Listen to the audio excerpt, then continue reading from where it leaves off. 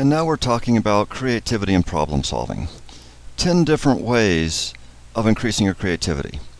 Now remember, creativity is a learned skill. It's one of the peak performance competency skills that we talked about in the peak performance competency wheel.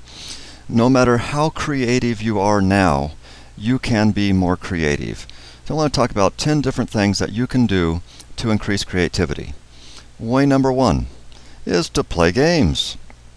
Play games.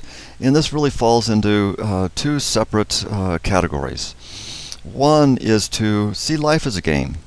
Not all the time, but occasionally see life as a game. That if you were to stumble across the challenge that you have in life on a game board, how would you get across it on the game board? And I tell you, quitting doesn't count. And literally to play games, play Monopoly and Parcheesi and Pac-Man and Yo-Yo and Top and Juggle and Chess up there, and play games. Make it a family game night. Invite your friends over and play games. If but just play games. Break or challenge the rules. We have so many rules that we follow, and we don't even know that we're following those rules. In the second video of Les Brown, he talked about a great example. How many of you are eating your slice of pie or cake from the tip to the crust? And did you even realize that that was a rule that you were following? Go to the mall sometime and see how many people walk on the right-hand side. There's no rule that says that. How many people in class are actually sitting in the same seat that they sat in on the first day? There's no rule that says that. There's no seating chart there. And we have all these rules that we follow, and we don't even realize that we're following these rules. This aspect is to really identify those rules and then question, am I following these for a good reason or not? Some of the rules we follow are good. We call them manners, and we follow them without really much questioning them. But other rules we follow can significantly limit us, and we don't even realize that these rules are out there that were limiting us. To brainstorm.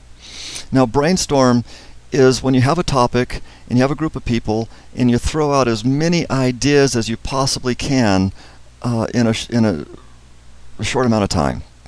And the typical rule for brainstorming is that nobody judges any ideas until the brainstorm session is over. Every brainstorm session I've ever been in, there's been somebody, and it's usually me, that throws out this weird off-the-wall idea. An idea that nobody in their right mind would ever do. And people think, oh, it's a stupid, crazy idea. But somebody thinks about it and goes, you know what? We can't do that idea, but we can do this one. And they wouldn't have thought about that other idea if the first person had thrown out that way off-the-wall idea. So in brainstorm sessions, you really want those weird off-the-wall ideas. And it's very, very difficult to brainstorm with yourself.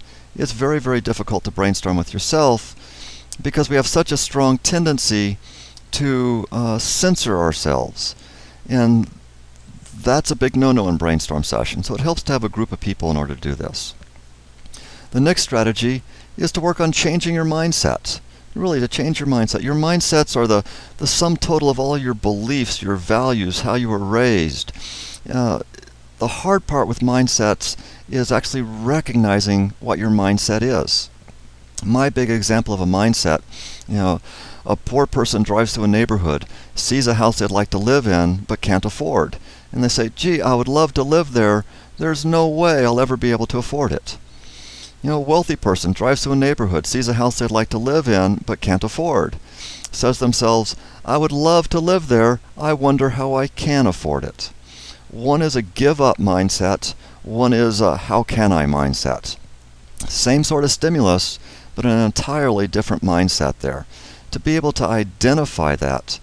In the video, Les Brown said, most people are living in poverty, not because they don't have the capacity to get out, but because they don't even realize that they can get out. That's a mindset. So work on identifying your mindsets and changing your mindsets. How about to break or change your routines? To change your routines. We are creatures of routine. We love our routines. Routines allow us to predict the future. I know that this is going to happen, and this is going to happen, and this is going to happen.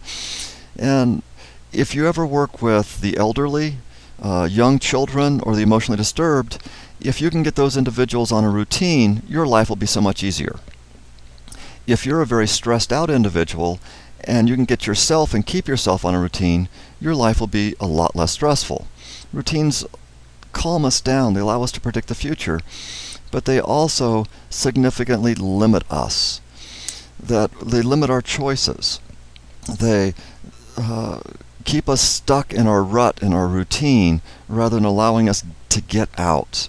So trying to identify your routine. I mean, so many routines you have. You probably have a get up in the morning routine and a go to bed at night routine. Do the same thing every morning you get up. Do the same thing every night before you go to bed. Even in the shower, you wash the same body part first. When you're brushing your teeth, you start on the same tooth every single time. Drive to work or drive to school, the same route every single day. Lots and lots of routines. To identify your routines and then do something to change them. How about that one? Allow failure. Allow failure. Give yourself permission to fail.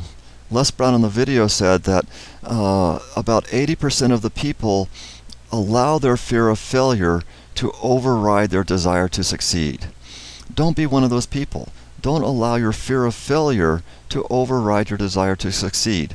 If your fear of failure is so great, you won't even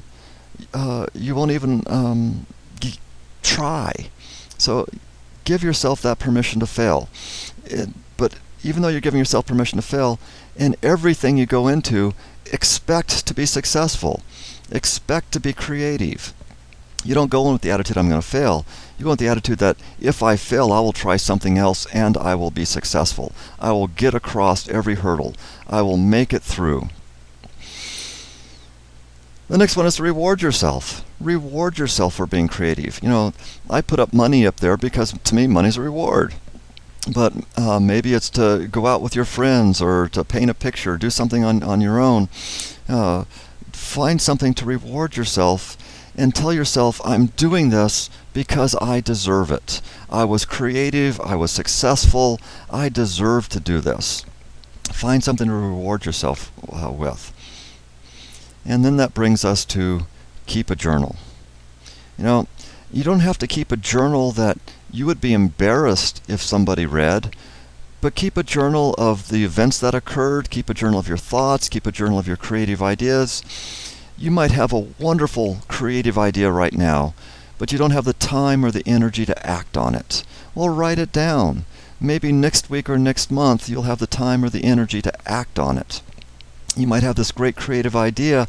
Our memories are such that we have a hard time remembering just what we had for breakfast, let alone a creative thought that we had 8 months ago. So write the thing down. Keep a journal of your successes, of your creative ideas. Keep a journal of the lessons that you've learned through your failures. And then the last one comes to is use both sides of your brain. Remember, it's the left side of your brain that processes your logical information. All of your language is processed over there, your linear thought, and all those details. The right side of your brain processes your creativity, your visual information, all of your emotional information. It's significantly more intuitive. Use both sides of your brain. It's the right side of your brain that visualizes your goals. It's the left side of your brain that figures out how to get there. So use both sides of your brain. Use some of these 10 ways of increasing your creativity. Get out there and play the games. Identify your routines and do something to change them.